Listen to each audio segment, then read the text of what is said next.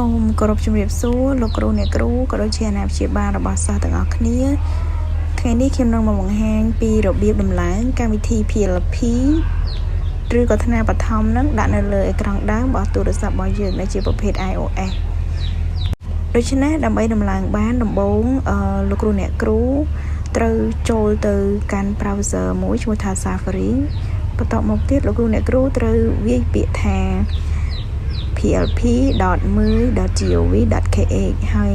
លោកគ្រូអ្នកគ្រូចុច search បន្ទាប់មកលោកគ្រូអ្នកគ្រូនឹងឃើញលោតផ្ទាំងអេក្រង់ដូចតែបង្ហាញនៅក្នុងទូរស័ព្ទបែបនេះ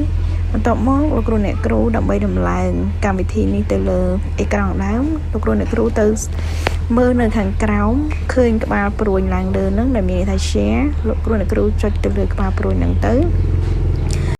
បន្ទាប់ពីលោកគ្រូអ្នកគ្រូបានចុចទៅលើក្បាលព្រួយនឹងហើយលោកគ្រូអ្នកគ្រូនឹងឃើញផ្ទាំងលោតមកបែបនេះពេលឃើញបែបនេះហើយលោកគ្រូអ្នកគ្រូសូម scroll ចុះទៅខាងក្រោមដើម្បីស្វែងរកពាក្យថា add to home screen ដែលនៅខាងចុងពាក្យហ្នឹងគឺមានសញ្ញាបូកដូច្នេះលោកគ្រូអ្នកគ្រូសូមចុចលើពាក្យ add to home screen បន្តមកលោកគ្រូអ្នកគ្រូនឹងឃើញលោតនៅផ្ទាំងបែបនេះហើយនៅក្នុងហ្នឹងគេដាក់ឈ្មោះថាថ្នាលបឋម PLP អញ្ចឹងលោកគ្រូអ្នកគ្រូអាចផ្លាស់ប្ដូរឈ្មោះទៅតាមដែលលោកគ្រូអ្នកគ្រូចង់បានឬក៏ដាក់ឈ្មោះដោយដែល default គេបានដាក់ឲ្យស្រេចបែបនេះក៏បានដែរអាស្រ័យទៅលើលោកគ្រូអ្នកគ្រូតែសម្រាប់ខ្ញុំយកតាមឈ្មោះដែលគេបានដាក់ឲ្យនេះហើយខ្ញុំ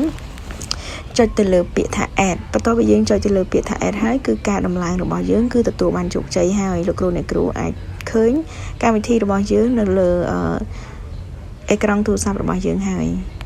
ដូច្នេះនៅពេលលើក្រោយលោកគ្រូអ្នកគ្រូចង់ចូលទៅកាន់កម្មវិធី PLP លោកគ្រូអ្នកគ្រូមិនចាំបាច់ចូលតាម browser Safari ទេលោកគ្រូអ្នកគ្រូគ្រាន់តែចុចទៅលើកម្មវិធីដែលលោកគ្រូអ្នកគ្រូបានដំឡើងលើអេក្រង់ដើមរបស់ទូរស័ព្ទយើងហ្នឹងទៅគឺលោកគ្រូអ្នកគ្រូអាចចូលទៅដល់កម្មវិធី PLP ហ្នឹងហើយចាសូមអរគុណសម្រាប់ការទស្សនារបស់លោកគ្រូអ្នកគ្រូ